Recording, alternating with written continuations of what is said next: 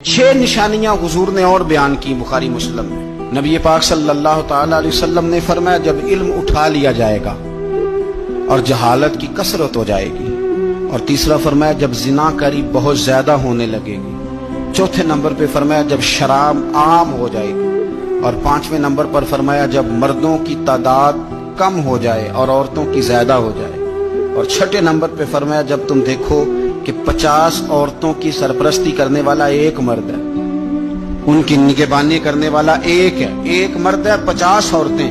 जब ये 6 अलामतें आए तो समझ लो क़यामत आने वाली। इल्म उठा लिया जाएगा। इल्म कैसे उठता है? उलमा जब चले जाते हैं और पीछे नए उलमा तैयार नहीं होते तो फिर इल्म उठ जाता है। बहुत सारे जिलों के जिले ऐसे हैं जहां आलिम नहीं मिलता, सिका आदमी नहीं मिलता।